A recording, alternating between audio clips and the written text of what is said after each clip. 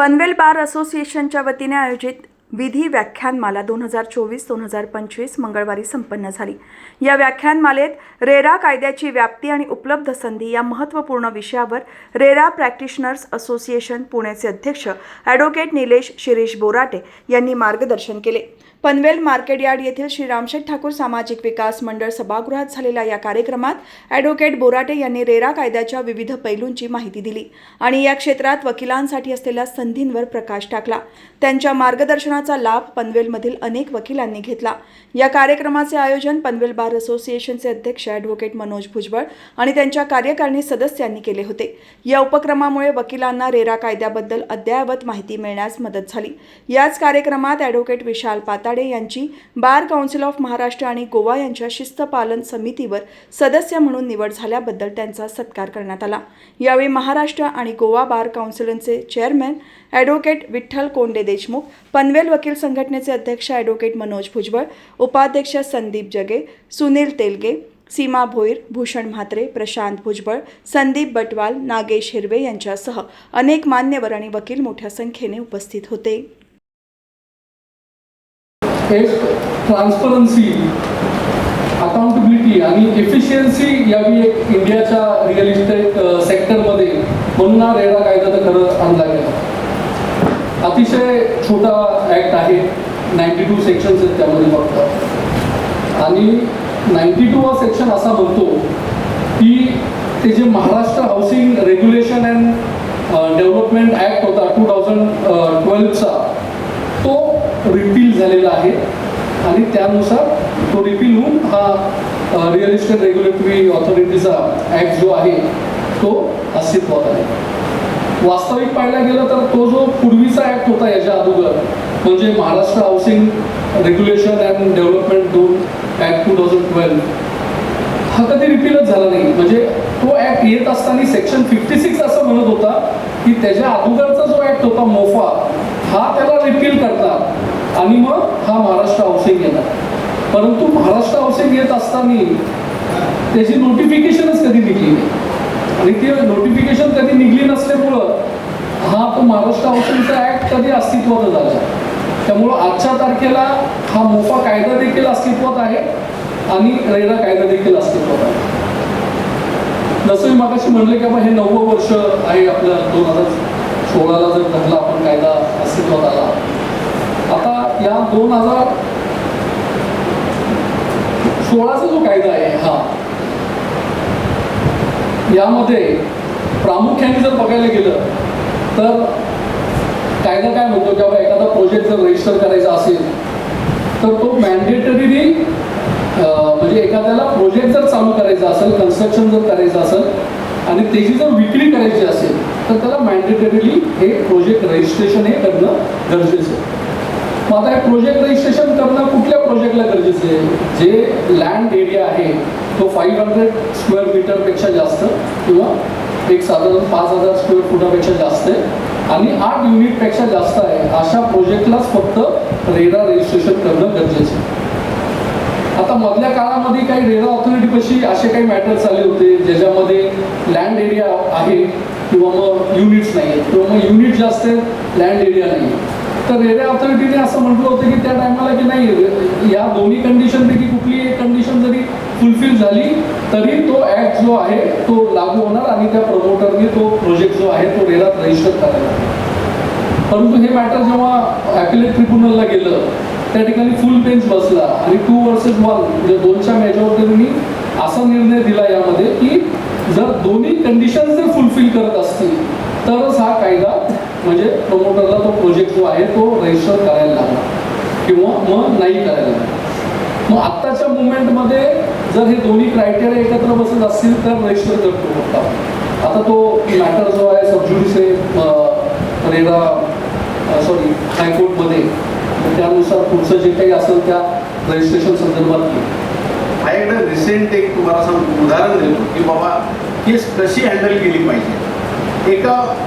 एक जामिनाचा एका आरोपीचा जामिनासाठी अर्ज एका वकिलांनी जे वकीलपत्र ॲक्सेप्ट केलं त्याचे रिलेटिव्ह त्याला भेटले। तो आरोपी तर आतमध्येच होता, ऑफेन्स काय पाहिलं त्याच्यावरती चार्ज सिरियस होता पण जर पेपर बघितले तर तो त्या याच्यामध्ये त्याच्यावर होता 201 खालचा मर्डर होता. पण त्याचा रोल होता की बाबा मर्डर त्यांनी केला, त्यांनी दुसऱ्याला बोलवलं की बाबा मला रिक्षामध्ये ह्या माणसात माझ्याकडनं झालेलं आहे, तर ह्या बॉडीची विल्हेवाट लावायची. अशा वेळेत तेवढा चार्ज होता, त्याच्यामध्ये फारसं ठीक आहे, तो 2 महिने 3 महिने आत राहिला.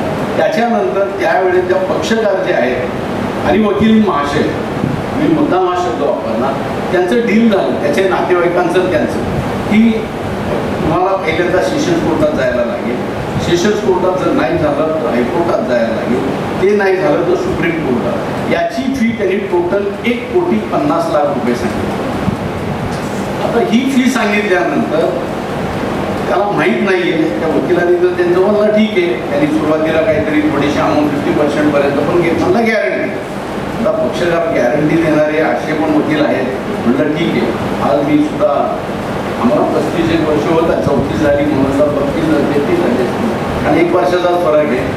त्यामुळं ज्यावेळेस आपण पेपर पाहतो एवढे पैसे मागितल्यानंतर नाही माहीत नाही, पण आपल्यासारखे एक वकील त्याला भेटले त्यांच्या नातेवाईकांना, पेपर बघितले, म्हणजे काय म्हणजे आम्ही आत्ता 75 लाख दिले, सेशन कोर्टात सेशन कोर्ट जरा कडक असेल, त्यांनी काय बेल दिला नाही, म्हणजे आम्ही हायकोर्टात हायकोर्ट म्हणजे रिजेक्ट झाल्यानंतर दुसऱ्या तिसऱ्या दिवशी पक्षकार ते जे आहेत ना त्यांचे नातेवाईक दुसऱ्या वकिलाला भेटले. ते म्हणले कशाला तुम्ही एवढी कशाला देत आहे? म्हणलं मी 20,000 तुमचं काम करून देतो. 20,000 रुपयामध्ये हायकोर्टामध्ये बेल दाखवला आणि 201 म्हणजे पुरावा नष्ट करण्याचा तेवढा चार्ज. 3 महिने झाले, कोर्ट म्हणलं ह्याला किती दिवस आत ठेवणं. त्या माणसानं 20 ते त्याला 20 आणि वरती 5 एक्स्ट्रा दिले असेल, 25,000 काम केलं. ती केस आली बार काउन्सिलकडे की बाबा यांनी आम्हाला चीट केलेलं, यांनी असं असं केलं. नेमकी ती माझ्याकडे मॅटर आहे, मी त्याला समोर बघितलं. ही अमाऊंट म्हणलं 75, एका केसमध्ये तुला 1.5 लाखाचं तू नाही ॲग्रीमेंट झालं. आणि जर अशा तर तुला जर आल्या म्हणजे प्रॅक्टिस किती वर्षाची आहे काय आहे नाही, पण त्यांनी म्हणलं आमचं ॲग्रीमेंट आहे, ओरल माझ्याकडे विटनेस आहे. म्हटलं फी किती घ्यावी घालायची. त्याला म्हटलं बघ तुला काय करता येते. शेवटी त्याला सांगितलं 1-2-3 लाख रुपये चल ठीक आहे सोडून, पण वरचे पैसे तुला द्यायला लागले. शेवटी 5 लाख रुपये त्याला ठेवले, वरचे पैसे परत रिटर्न करायला लागले. त्याला म्हटलं नाही तर तुझी सनद स्टेकवर आहे 100%. ती पार्टी तुझं ठीक आहे, तुझे 10-12 वर्षाचं काय ॲग्रीमेंट असतं. अशा पद्धतीच्या केसेस सिरियस आहे. मग अशा पद्धतीच्या वेळेस कुठंतरी वाया मीडिया आम्ही काढतो, आता त्याची आयुष्यभराची लायसन्स नको जायला. सर आपण साहेबांचे निलेश बोराटे साहेबांची बोलत असताना समजलं की आमच्या आमदार सुद्धा त्यांचे काहीतरी मित्र जुळे निघाले. आमदार साहेबांचा दोनला मला फोन म्हटलं साहेब त्यांचं लेक्चर चालू आहे, झाल्यानंतर मग तुम्हाला फोन साहेबांनी मला फोन लावून मी भांडणावर लागणारा मी बोलतो त्यांच्याशी.